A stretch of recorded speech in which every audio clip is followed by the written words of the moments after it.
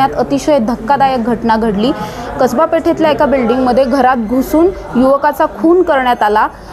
हेच ते घर आहे ज्या घरामध्ये ही घटना घडली। अतिशय धक्कादायक घटना आहे। खरं तर पुणे शहर पूर्णपणे या घटनेने हादरून गेल्याचं दिसतंय, कारण दुपारी 3च्या सुमारामध्ये ही घटना घडली आणि घरात घुसून म्हणजे अंदाज सध्या वर्तवला जातो की 2 तरुण होते, ज्या तरुणांनी अज्ञात इसमांनी कोयत्याच्या सहाय्याने सुमित पटेकर नावाच्या व्यक्तीवरती हा हल्ला केला।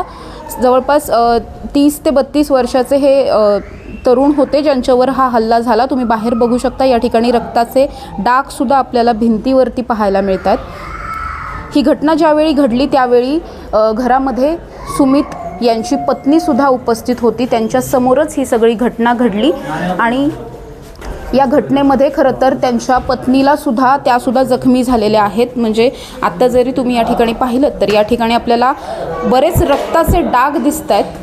हे सगळे जे रक्ताचे डाग आहेत हे त्यांच्या पत्नीचे आहेत, कारण या सगळ्या झटापटीमध्ये त्यांची पत्नी जी आहे ती त्यांना वाचवण्यासाठी मध्ये पडली होती आणि त्यानंतर त्यांच्यावर सुद्धा या अज्ञात इसमाने हल्ला केला कोयत्याच्या सहाय्याने। त्यांच्या हाताला आणि डोक्यालाही थोडंसं लागलेलं आहे। खरं तर वार झालेत असं म्हटलं तरी काही चुकीचं ठरणार नाही, कारण का खूप गंभीर प्रकारची ही जखम जी आहे ती त्यांना झालेली आहे।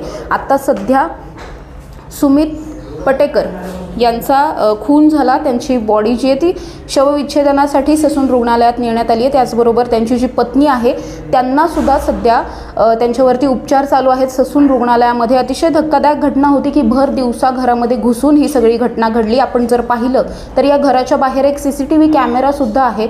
हा कॅमेरा चालू आहे का आणि त्या कॅमेऱ्याच्या माध्यमातून जे सगळं फुटेज आहे, CCTV फुटेज आहे, ते सुद्धा आता हस्तगत करण्यासाठी पोलिसांचे प्रयत्न चालू आहेत। सध्या फरासखाना पोलिसांकडून या घटनेचा पुढील तपास सुरू आहे। प्राथमिक तक्रार जी आहे ती नोंदवली गेली आहे। मात्र हे युवक कोण होते, 2 होते की एकच जण होता, नेमकं कारण काय, या सगळ्याची चौकशी पोलिसांकडून केली जाते। तपास पोलिसांकडून चालू आहे। त्यामुळे या घटनेमध्ये नेमके आता आणखीन काय धागेदोरे हाती येतात ते पाहणं महत्त्वाचं असणार आहे। नेमकं काय झालं, कसं झालं हे अद्याप स्पष्ट झालेलं नाही आहे। मात्र इतकी मोठी घटना घडूनही शेजारी कुणीच आले नाहीत या सगळ्यामध्ये। शेजारच्यांना काहीच माहीत पडलं नाही। खरं तर माहीत पडलं नाही की मग कुणी खरंच तिथे आलं नाही, कारण का त्यांच्या पत्नी ज्या होत्या त्या खूप जोरात मदतीसाठी आवाज देत होत्या, मात्र कुणीच आलं नाही। त्यामुळे त्या चक्क 3 मजले उतरून खाली बिल्डिंगच्या गेटपर्यंत त्या गेल्या होत्या आणि मदत मागत होत्या, मात्र कुणीही मदतीसाठी आलं नाही।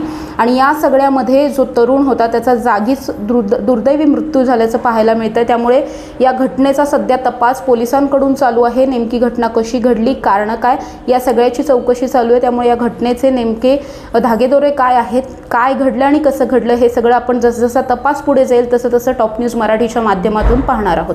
कॅमेरामन राजरत्नसह Samruddhi Jadhav, top news Marathi, Pune. Come on guys, hurry up. अरे सुन ना, एक ब्रेक ले लेते हैं। Guys, I am telling you, तुम लोगों को सही से ट्रैकिंग नहीं आता, but that's okay, you can learn. रोज का ढक्कन देना। तो ये रेड वाला है, सही वाला देना। अबे ढक्कन,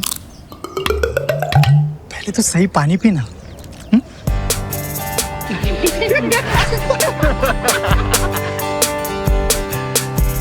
Manikchand Oxyrich, proudly Indian.